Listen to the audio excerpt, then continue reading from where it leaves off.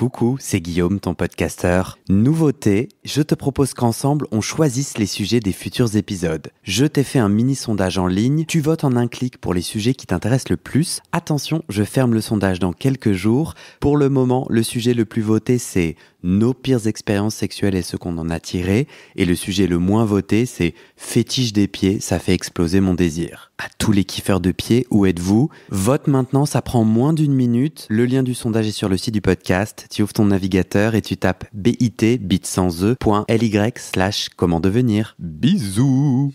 Salut, moi c'est Guillaume, je suis gay et j'ai été très longtemps sexuellement bloqué. Ce podcast, c'est comme un guide. Chaque épisode t'aide à sortir du non-dit, à entendre tes désirs et donne des conseils pratiques pour ta vie sexuelle ou amoureuse. J'essaie de vivre de ce podcast, alors si tu aimes mon contenu, fais un don. Tape bit.ly/comment devenir dans ton navigateur. Tu auras aussi mon Instagram pour voir ma petite tête et les infos pour venir à une rencontre entre auditeurs dans ta ville. À la toute fin de cet épisode, je t'en dis plus sur les coulisses du podcast et comment la communauté des auditeurs peut t'aider. Allez, place à ton épisode, bonne écoute.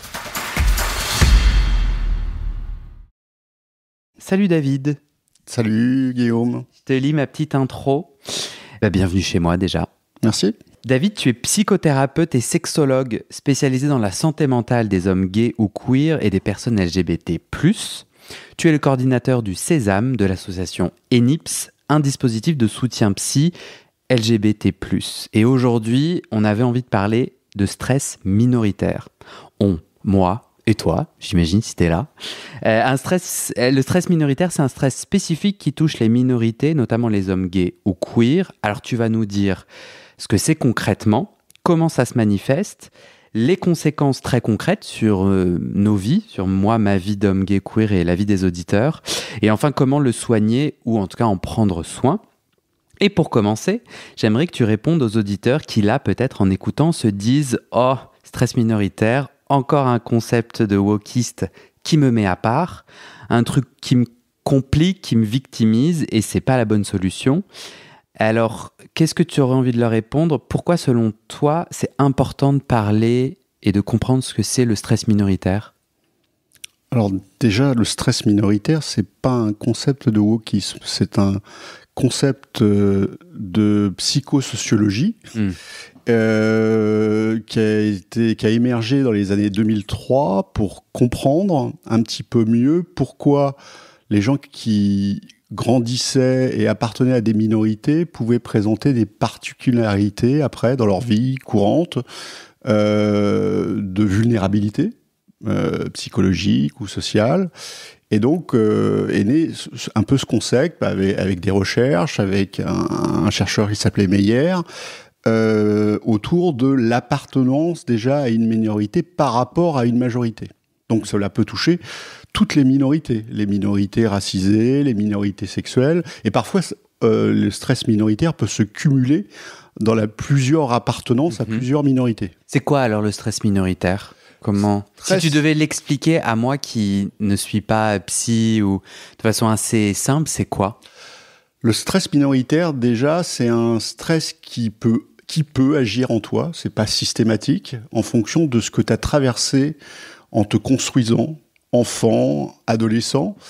C'est un stress qui te constitue et t'a mis dans des comportements, dans des ressentis des choses, dans un certain sentiment de dangerosité ou de veille qui fait que tu vas avoir parfois des attitudes, des comportements plus forts que toi qui t'insécurisent ou qui te font te retirer ou qui te font te suradapter. C'est clair ? Ouais. Donc en fait, c'est prouvé qu'une personne LGBT subit plus de discrimination, a plus de risque de faire une tentative de suicide, enfin tout ça, toute cette réalité de l'homophobie et même de la transphobie que l'on vit a des conséquences sur ma santé mentale, c'est ça? Le stress, l'homophobie participe au stress minoritaire. Ouais. Par exemple, l'homophobie internalisée, je ne sais pas si tu sais ce que ça veut dire là-dedans, on peut en revenir, c'est-à-dire l'homophobie que je reçois, que je m'applique à moi tout en étant assumé, par exemple, avec mes limites, mes mal-être, mes jugements sur moi. Cette homophobie internalisée fait partie des conséquences du stress minoritaire que j'ai pu subir. Le stress minoritaire, il s'appuie sur deux choses. Les discriminations ou les violences ou les critiques réelles que j'ai subies. Ça peut être à l'école, du harcèlement, se faire taper PD, tapette, d'être un petit peu catégorisé par les autres, dans sa famille, à l'école. Au travail. Et puis, ça peut être un stress ressenti. C'est-à-dire qu'il y a beaucoup d'hommes qui vont, puisqu'on parle là, tu me demandes de parler des gays et des queers, donc je me fais un petit focus, qui vont très vite comprendre un petit peu leur fragilité, leur différence, mais ils vont se suradapter. Ils vont jouer à l'hétéro, ils vont rentrer dans un rôle, mais ça ne les empêche pas de ressentir le danger. Et de les mettre donc dans une hyperattention et dans une attitude un peu permanente de suradaptation. Qu'est-ce que l'autre attend pour pas que je me fasse démasquer, par exemple? Quand je faisais des recherches pour préparer, je vais répéter ce que tu as dit. J'ai identifié et j'ai trouvé ça intéressant. 2 types. Donc les agressions réelles, les agressions ou micro-agressions réelles, ça c'est l'impact du stress minoritaire. C'est concrètement dans ma vie, il y a des agressions. Et il y a ce que Internet dit, c'est auto-infligé par cette crainte. Donc il y a plusieurs trucs. Il y a maintenir un état de vigilance accru par le fait de s'attendre à être rejeté, dissimuler ton identité, donc jouer à l'hétéro comme tu disais. 3e, c'est intérioriser les normes de la société dominante. Oui, c'est-à-dire l'hétérosexualité et les références masculin, féminin.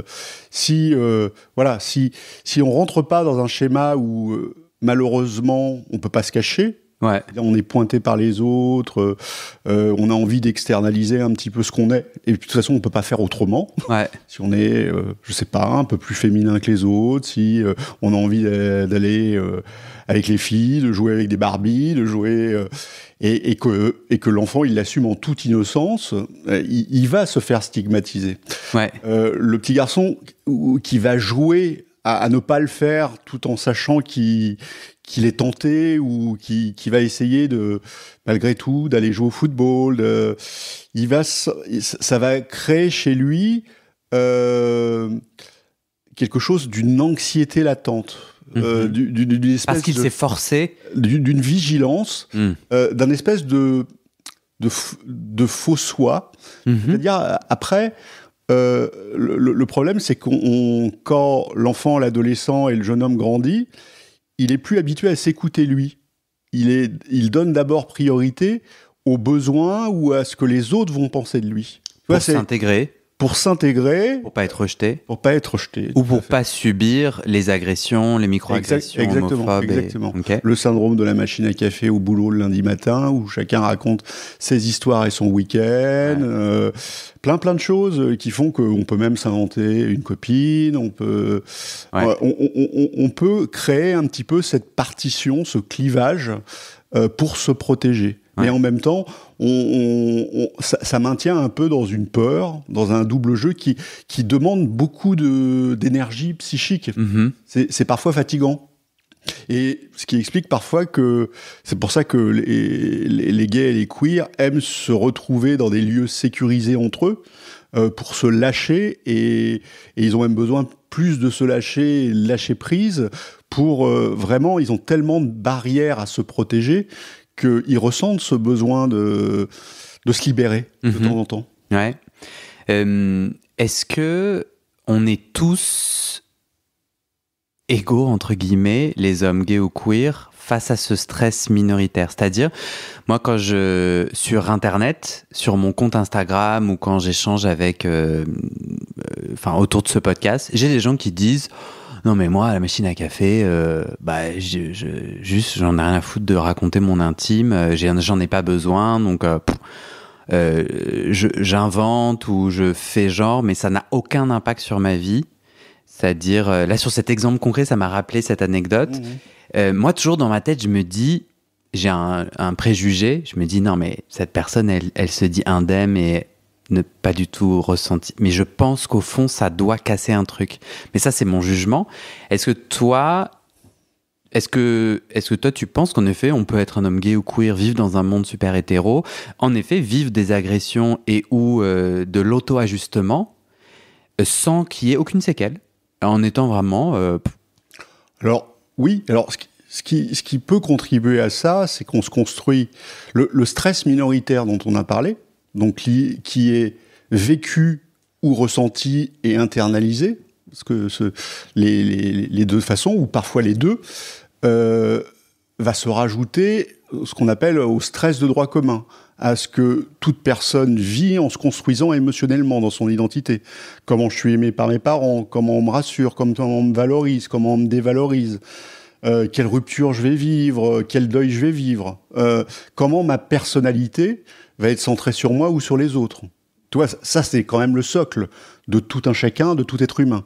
Et le stress minoritaire vient se rajouter et fait parfois pencher la balance dans plus de fragilité.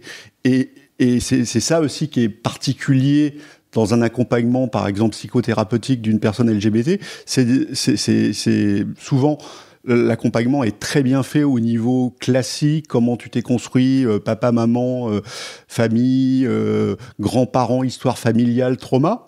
Mais on rentre pas trop sur et ça a été quoi cette traversée du désert tout seul dans ta tête, parce que c'est ça le stress minoritaire, et encore plus pour les gays et les queers, parce que si on appartient à une minorité racisée, on va peut-être pouvoir en parler à maman et papa quand on rentre de l'école. Parce que maman ou papa est racisé. Tu vois, tandis que si on se fait harceler ou insulter à raison de son orientation sexuelle, on va tout de suite l'enfermer dans une espèce de honte de soi et une espèce de solitude parce qu'il n'y a personne à qui en parler. Alors maintenant, il peut y avoir des réseaux beaucoup plus rapidement qu'avant, mais malgré tout, c'est quelque chose que tu portes tout seul et que tu ne peux difficilement partager dans ton intimité proche. Ma question, c'était est-ce qu'il y a des hommes gays ou queer qui peuvent ne pas du tout ressentir les conséquences du stress minoritaire ? Et si j'adapte ta réponse, est-ce que oui, c'est possible si en fait ils ont autour d'eux un socle, des aides et des façons en fait de digérer ce stress, d'être eux-mêmes des soupapes de décompression, etc.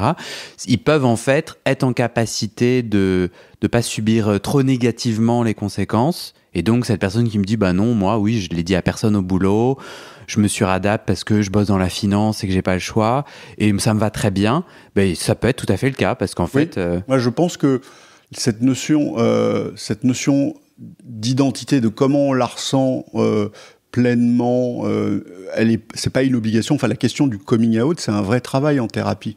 C'est-à-dire, le coming out peut être thérapeutique, peut être un élément qui permet d'aller vers toi, mais pas dans toutes circonstances. Si c'est pour te pourrir la vie et te mettre en danger, autant organiser un clivage, mais pas dans la peur. Un truc bien organisé que tu maîtrises et dont tu ne souffres pas. Moi, je suis assez d'accord sur ce que tu viens de dire. Oui, c'est possible et ça me paraît assez sain. Si on a les forces de pas souffrir, de bien cliver, de dire non, mais moi, ça m'envahit pas et j'en souffre pas. Ouais. C'est quoi alors ce qui peut me mettre la puce à l'oreille ? Donc moi, ce que je comprends, c'est que le stress minoritaire, c'est une sorte de grille de lecture qui me permet, soit si je suis psy, de mieux aider mon patient, ma patiente, ou si je suis LGBT, d'avoir connaissance et de me poser une série de questions autour des spécificités du vécu d'une personne LGBT et de surtout comment grandir dans un monde hétéro peut m'impacter. Et donc, si là, il y a des auditeurs qui nous écoutent... non, il y a des auditeurs qui nous écoutent. J'espère. Si jamais ils se demandent... moi, je sais pas. C'est quoi un peu les conséquences concrètes que toi, qu'on identifie ou tu vois chez des patients de ce stress minoritaire qui fait mal ? qui est pas bien géré. J'ai une liste, si jamais tu... Ouais, enfin, j'en ai en tête, mais je vais répondre d'abord un tout petit peu à côté. Car tu es un esprit libre. Ah, c'est ça. Mais rebelle. Rebelle-toi. Mais surtout, moi, je pense déjà, ce qui m'interpelle, comme tu dis, t'as tout à fait raison, c'est une grille de lecture. C'est conceptuel et comme tout paradigme, tout concept, on peut le démonter, on peut dire que c'est pas vrai, on peut dire que c'est autre chose. Mais moi, je pense que déjà, beaucoup de gays ne sont pas conscients de ce parcours de construction, de ce stress minoritaire.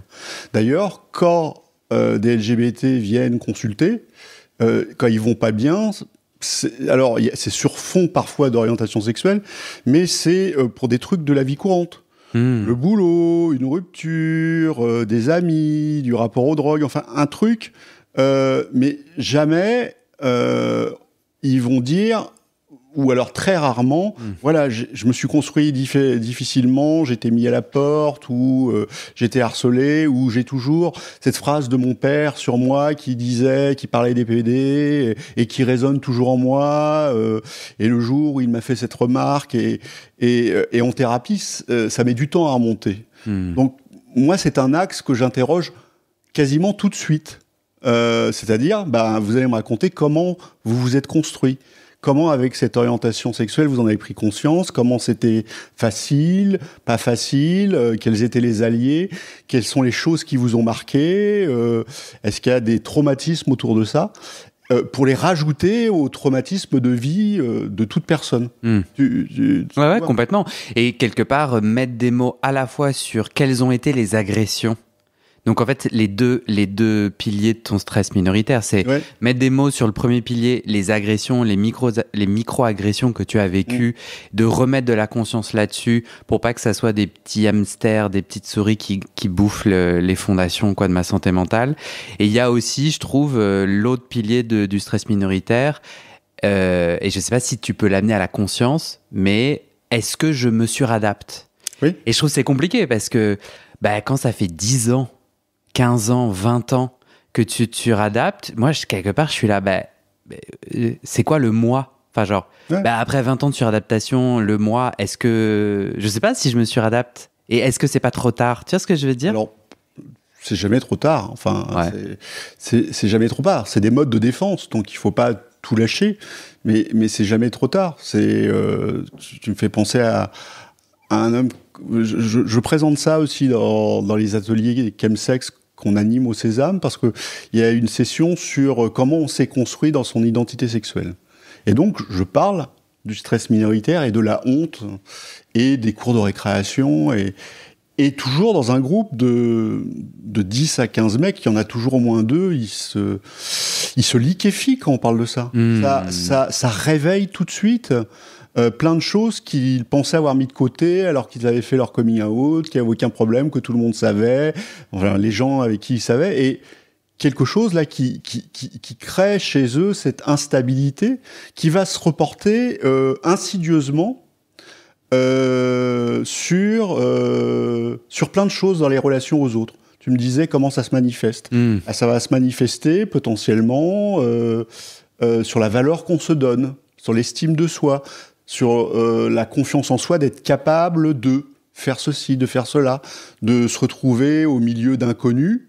Voilà, le syndrome de la troisième mi-temps, par exemple.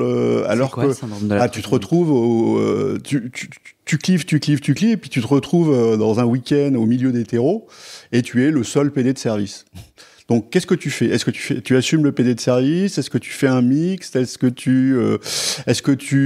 Comment tu parles de toi? Comment tu existes dans ce groupe, tu vois? Ouais. Mais en quoi c'est la troisième mi-temps? C'était une expression, parce que dans la troisième mi-temps, on se lâche. Et la troisième mi-temps est généralement un élément où on sexualise beaucoup les blagues, où on sexualise beaucoup, même on dénude beaucoup la troisième mi-temps entre mecs. Ok.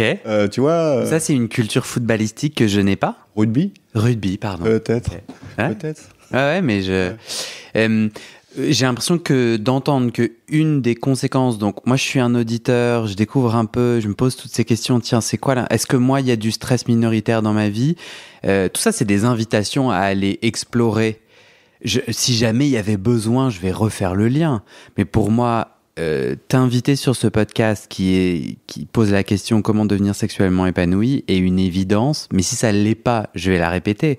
C'est que c'est en alignant, en assainissant ou en apaisant ou en soignant mes fondations de santé mentale, mon rapport à mon orientation sexuelle et comment j'utilise ou pas le sexe et comment je l'utilise, tu vois, comment j'ose être vulnérable, rencontrer l'autre, jouir, machin. Et donc le stress minoritaire impacte directement ma capacité à me connecter sexuellement avec un homme, tu vois. Tout à fait. Pour faire le lien, en fait, comment le stress minoritaire, il empêche de créer des liens d'intimité. Il met dans la superficialité. Il met dans la distance. Et les personnes qui subissent ce stress minoritaire vont se construire là-dedans en se retenant. En se retenant et en donnant plus que l'autre attend. Donc ça pose la question de la sexualité, de est-ce que moi j'écoute mes besoins ou est-ce que je vais aller dans ce que je sens que l'autre attend de moi, même dans une sexualité entre hommes où je pense que en fait je peux être homo sans, mais voilà, comment je vais me lâcher, comment il va me juger, comment je peux être désiré par lui ou comment il peut s'attacher à moi, et comment moi après j'assume par exemple les positions pénétrants, comment je les assume par rapport à ce que j'ai internalisé de ce stress minoritaire, du masculin, du féminin, qu'est-ce qui est acceptable pour moi et qu'est-ce qui est acceptable pour l'autre. Donc ça se rejoue aussi même au sein d'une relation potentiellement entre mecs, d'autant que quand même l'ensemble des gays et queers qui font communauté ont réintroduit des injonctions de performance et des normes très hétérosexuées, avec un primat du masculin, avant tout. Donc, où on joue entre masculins, on joue à straight acting dans le cul. Straight acting, c'est avoir l'air d'être hétéro. Avoir l'air d'être hétéro, en tout cas d'être le mec, quoi. Donc ça entraîne plein de choses dans la sexualité.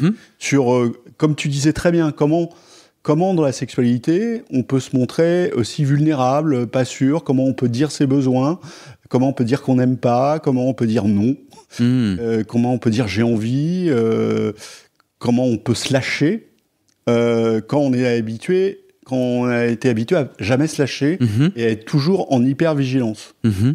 Bah, quand tu as dit ça, tu comprends pourquoi, par exemple, des chems ou des substances psychoactives, ça permet de se lâcher, de se foutre un peu du regard des autres et du regard qu'on a sur soi aussi. De dire, je me suis jamais senti, au début, aussi bien avec moi-même, aussi libéré, tu vois. Complètement. On continue la liste un peu de, ok, si je comment est-ce que le stress minoritaire peut se manifester? Addiction. Ouais. On a parlé d'addiction. En tout cas, recherche de décrocher de cette hypervigilance et de cette veille permanente. Donc, alcool, truc un peu poussé, donc beaucoup d'alcool, beaucoup de trucs pour se dépasser. Donc ça peut être drogue, addiction aux drogues, ça peut être aussi... le problème, c'est que, voilà, quand on se construit dans le stress minoritaire, on se construit avec le vocabulaire des autres, et la pensée des autres, et pas trop ses mots. Et construire une intimité, c'est parler. Et donc, en fait... Le gay ou le queer, il se construit pendant tout son parcours, avant d'arriver, de découvrir la sexualité, il se construit dans l'espoir peut-être de pouvoir parler, de pouvoir dire. Et quand il arrive à la rencontre des autres gays, on lui dit ça se passe pas comme ça. On parle d'abord par le corps. On parle pas avec les mots et on se confie pas. On se rencontre par le corps. Et on verra après si on parle, si on se confie, si on parle de vulnérabilité. Donc, en fait, l'intimité, chez beaucoup de gays et queer, à cause du stress minoritaire, passe par le corps et par la séduction. Donc, plan Grindr. Et plan cul, bar, séduction, danser, transformer son corps, montrer ses muscles, plutôt qu'un langage, qui je suis. En tout cas, il y a cette carapace sexualisée qui aide à entrer en relation. Ouais. Je sais pas si... Si, non, complètement. Et qui est pas forcément... qui est pas forcément toujours négative, c'est-à-dire... Du tout. Ça devient négatif si, en fait, ça t'enlève ta capacité de mettre des mots, de te rendre vulnérable, etc. Mais ça peut être, en anglais, coping mechanism, comment on dit en français un mécanisme d'adaptation. Ouais, c'est ça, un mécanisme de survie qui te permette mais il peut arriver que, clac... La problématique, c'est que en rentrant là-dedans, si tu répètes trop ça, les modes de séduction, et tu les répètes, d'abord tu vas rentrer dans un système de plus et un peu d'addiction, c'est-à-dire j'en veux plus, je veux de la nouveauté, parce que ça me fait exister. C'est-à-dire que quand j'arrive à séduire, je me sens valorisé et mon mécanisme d'adaptation marche. Sauf que dans le temps, pour tenir un couple, par exemple, au bout de 2-3 mois, quand il n'y a plus ça, je ne sais plus l'alimenter, le couple. Voire même, j'angoisse qu'il découvre ce que je suis, autre que ce qui l'a séduit.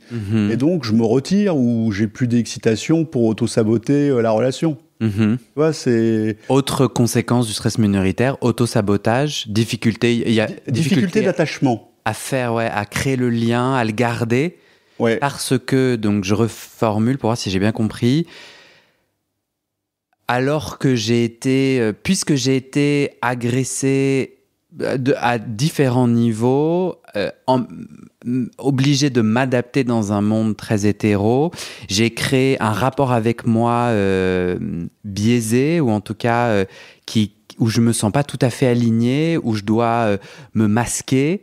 Et cette façon de me masquer, de me déformer ou de pas être très connecté à mon intérieur intime, en fait, reste, même quand je suis face à un homme gay que j'aime ou que je pourrais aimer et avec qui je pourrais me sentir en sécurité, pour autant, je garde, c'est ça, ces distances, ces machins, ces impossibilités, ces fêlures qui fait qu'en fait, on peut pas faire couple. Oui, ou alors... Oui, non, mais tu as le droit de dire nul. Hein. Oui, on peut. Ça peut avorter beaucoup de couples. Mais c'est ça. C'est-à-dire que moi, en fait, j'ai essayé de mettre des mots... Est-ce que tu peux mettre tes mots sur le lien entre stress minoritaire et incapacité de faire couple ? Moi, je pense tout simplement à de nombreuses personnes qui viennent consulter en psychosexo et qui disent... en fait, quand même, quand je suis bien avec quelqu'un... J'ai du mal à me lâcher, j'ai du mal à entretenir mon excitation sexuelle comme si j'étais gêné. Bon, ça existe aussi chez les hétéros, mais c'est particulièrement rapide et amplifié chez pas mal de gays, de cliver justement ce schéma de séduction, d'intimité par le corps. Et après, on peut plus mélanger l'intimité par le corps et l'intimité par les mots, par l'attachement. Donc quelque chose qui fait que ça limite un peu l'attachement ou ça met insécure. Si l'autre me considère que je suis que comme ça, à un moment il va me quitter ou il va me juger. Voilà, la peur d'être jugé, la peur de se lâcher. Et donc, même dans mon couple, avec mon mec, pourtant au début ça se passait bien et c'était l'éclate, il y a un truc qui va se retirer tout doucement. Ouais. Parce que, et ça c'est aussi classique dans les couples qui constituent, aussitôt qu'il y a de l'affect, l'autre n'est plus un objet sexuel, il devient un être humain et il réveille aussi le lien à l'amour premier, le lien aux parents, le lien aux frères et sœurs. Et donc, tout de suite, il y a une dimension de jugement, de attention, Donc, ça peut aussi poser problème. Ça, c'est pas lié au stress minoritaire, tu vois.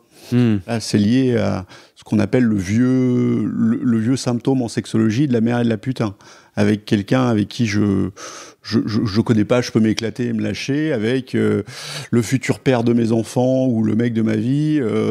Voilà, il faut que ce soit un peu plus cadré, je peux pas me lâcher. En tout cas, je ne peux plus tout faire.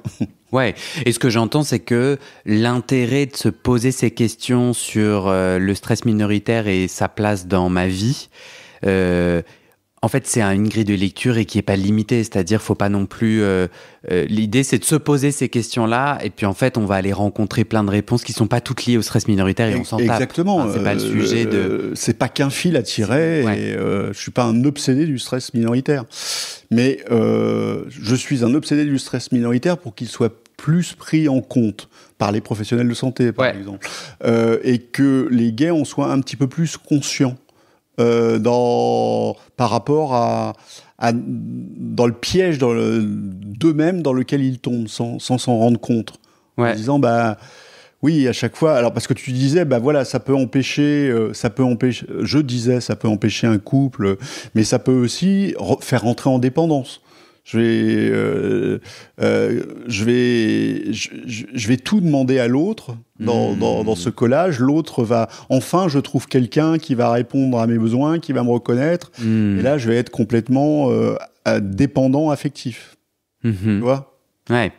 Alors, le stress minoritaire n'est pas la source principale de la dépendance affective. Ça dépend de comment t'as été aimé, comment t'as été élevé, comment t'as été abandonné ou pas, mais ça en rajoute une couche. Ouais. En fait, quand t'as une souffrance ou un déséquilibre dans ta santé mentale, moi, ça m'inspire d'être comme un détective où tu vas essayer de chercher, te poser des questions, faire émerger des choses. Et bien entendu, pour moi, c'est une évidence que grandir queer dans un monde hétéro, en fait, il y a énormément de cicatrices sur nos corps ou dans nos pensées qui, en tout cas, moi, je vais parler en jeu, qui, moi, m'impactent encore aujourd'hui dans ma vie sexuelle, dans ma vie sentimentale, dans ma santé mentale, quoi. Et moi, je peux témoigner, et ça va être mon invitation. On va terminer là un peu, c'est quoi le stress minoritaire et comment il peut se manifester. Et prochain épisode, on va creuser un peu qu'est-ce que moi je peux faire pour en prendre soin, c'est quoi les pistes. Et donc, du coup, j'ai perdu le fil de ce que je voulais dire. Moi, je peux attester que me poser toutes les questions autour du stress minoritaire m'a beaucoup aidé à arrêter des processus de répétition. Très concrètement, ma peur d'être pénétré. En fait, je suis tellement le sale pédé. Enfin, je peux pas être plus le sale pédé de la cour de récré que quand il y a un mec qui a sa bite dans mon cul, quoi. Tu vois ce que je veux dire ? Ouais. Et je sentais je me déconnectais, je sentais que autour de la pratique anale, il y avait plus qui se jouait. Tu vois ce que je veux dire ? Même avec des gens avec qui j'étais bien, je sentais qu'il y avait une couche de plus, tu vois. Donc ça, dans ma sexualité, dans ma capacité à me lâcher, dans ma capacité à être vulnérable. En fait, le stress minoritaire, ça crée, par rapport en tout cas à la façon dont les gays peuvent vivre leur orientation sexuelle, leur identité sexuelle, ça peut créer la peur des autres et la peur de soi. La peur de ses envies et la peur des envies des autres. Ouais. Tu vois, si je veux résumer un peu. Donc, dans les relations, dans le cul, dans plein de choses. Est-ce que, selon toi, c'est pour ça que les drogues ont toujours eu un lien particulier, enfin la communauté gay, je dirais au moins sur ce que j'ai lu sur les hommes gays, tu vois, est-ce que c'est pour ça que la communauté gay ou les hommes gays ou des hommes gays ont eu un lien, ont toujours eu un lien particulier avec les drogues? Et j'illustre.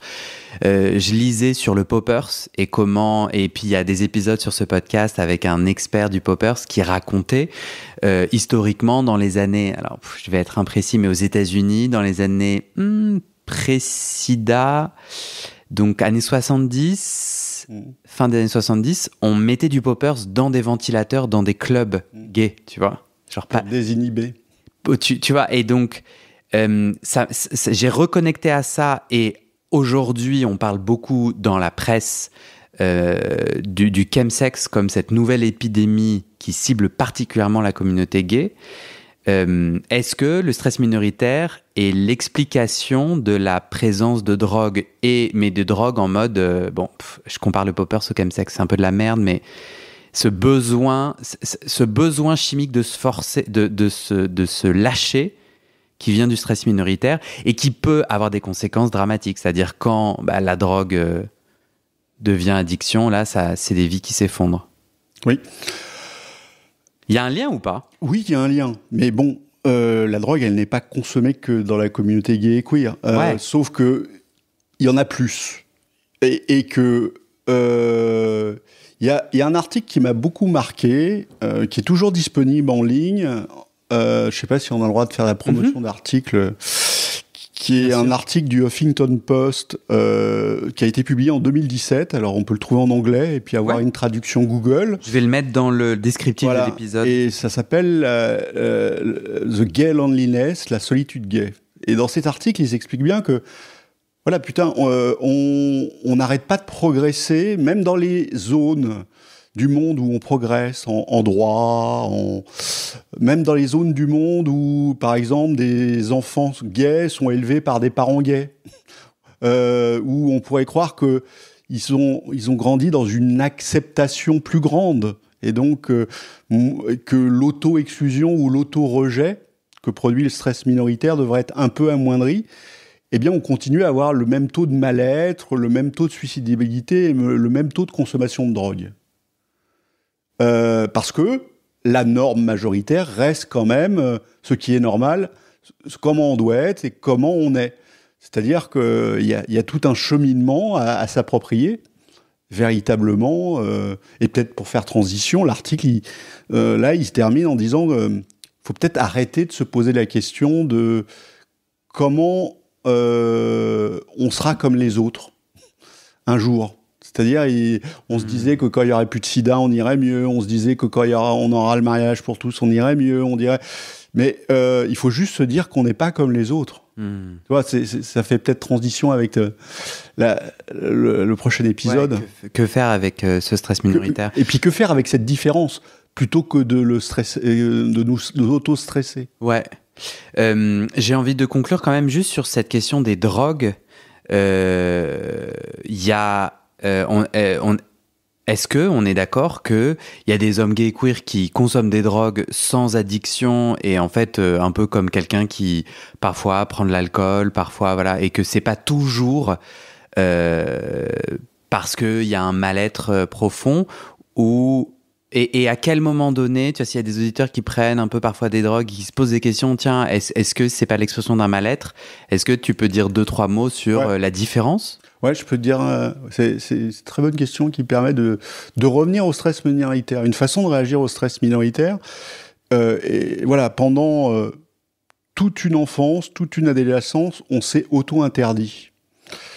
Donc, quand un gay commence à s'affirmer, à s'assumer, à faire son coming out, il n'a qu'une pensée en tête, c'est « fuck, je suis libre ».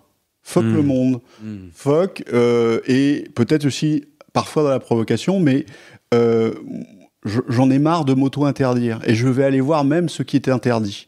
Et ça, c'est plutôt quelque chose de ressortir des interdits et de soi, et c'est très libérateur. Et donc, c'est pour ça que aussi, historiquement, culturellement, dans la communauté gay, il y a toujours eu des drogues ou des pratiques qu'on peut juger extrêmes. Mais non, elles sont pas extrêmes, elles sont juste à côté de la soi-disant norme. Voilà, et que ça permet de rattraper, de réparer cette chape de béton avec laquelle qu'on a eu sur la gueule pendant des années. Malheureusement, on n'est pas tous égaux, comme je le disais, dans le vécu psychologique et la santé mentale, sur comment on s'est construit en fonction de son passé, en fonction de sa force, sa volonté. Et donc, le rapport au produit, ça dépend de ta dépendance Et être dépendant, c'est comme être allergique. Si tu prends un truc, tu gonfles tout de suite. Et certaines personnes, avec les drogues, elles peuvent plus s'arrêter. Donc oui, on peut faire du happy chemsex. On peut l'utiliser comme un sas de rencontre et de désinhibition. Et oui, ça peut dériver et repartir vers quelque chose qui va encore plus t'enfermer vers ce que tu veux fuir, c'est-à-dire ta solitude intérieure. Merci. Ouais, non, pardon. Non, je sais pas, tu m'as... très clair. Merci. Rendez-vous dans quelques jours pour la partie 2 sur comment on va prendre soin de nos jolies belles personnes malgré le stress minoritaire. Qu'est-ce qu'on fait avec? Merci David. Je t'en prie. À bientôt.